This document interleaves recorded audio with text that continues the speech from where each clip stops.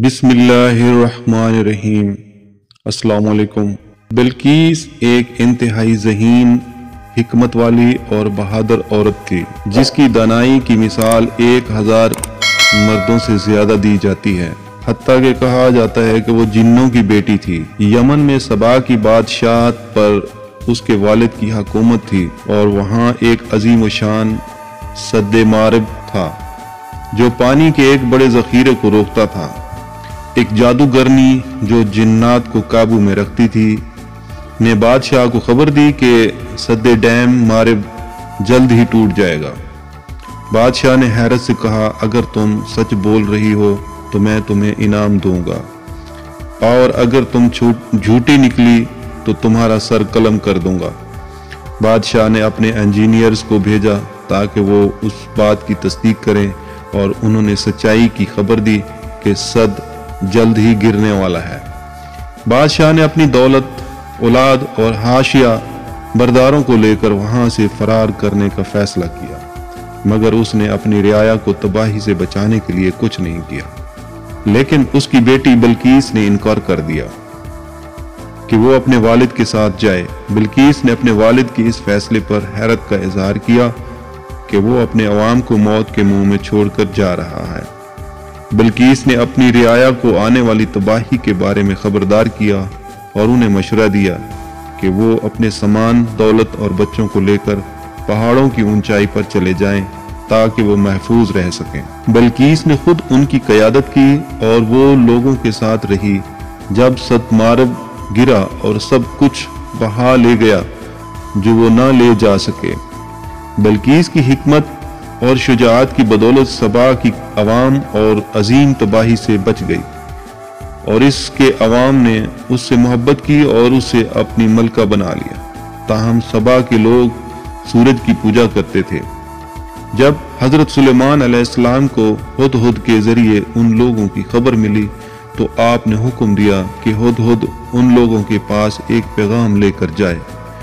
हुदहुद ने पैगाम मलका बिल्कीस के पास फेंका। बिल्कीस पैगाम से बहुत हैरान हुई क्योंकि वो पैगाम अल्लाह के नाम से शुरू होता था, और ये पहली बार था कि उसने ऐसा कुछ देखा।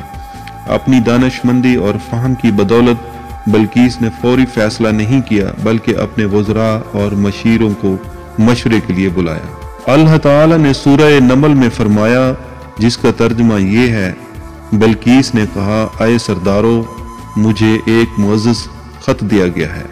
वो सलमान की तरफ से है और उसमें लिखा है, बिस्मिल्लाहिर्रहमानिर्रहीम, तुम लोग मुझ पर सरकशी ना करो और मुस्लिम बनकर मेरे पास आ जाओ। उसके वज़रा ने कहा कि वो बहुत ताकतवर हैं और उनकी फौज भी बहुत मजबूत है, लिहाजा आप हमें हुक्म दें कि क्या करना है। अगर बिल्कीस मगरूर या ना समझ होती तो वो फौरन जंग का हुक्म दे देती, क्योंकि उनकी फौज बहुत ताकतवर थी। लेकिन अपनी हिकमत और अकल के साथ बिल्कीस ने हजरत सुलेमान अलैहिस्सलाम को आजमाने का फैसला किया ताकि वो ये जान सके कि वो एक दुनियावी बादशाह हैं या अल्लाह के नबी हैं। अल्लाह ताला फरमाता है सूरत नमल में आयत नंबर 34 व 35, जिसका तर्जुमा ये है, बिल्कीस ने कहा, बादशाह जब किसी बस्ती में दाखिल होते हैं तो उसे तबाह बर्बाद कर देते हैं और उसके इज्जतदार लोगों को जलील कर देते हैं, और यही उनका तरीका है। और मैं उनकी तरफ एक तोहफा भेज रही हूँ और देखूंगी कि मेरे कासिद क्या जवाब लेकर वापस आते हैं। नाज़रीन इकराम, हजरत सुलेमान अलैहिस्सलाम को जब ये तोहफा पहुंचा तो उन्होंने फरमाया, अल्लाह ताला फरमाता है कुरान मजीद के अंदर, इसका तर्जुमा ये है, जब कासिद हजरत सुलेमान अलैहिस्सलाम के पास पहुंचे तो उन्होंने कहा, क्या तुम लोग मुझे माल से खुश करना चाहते हो?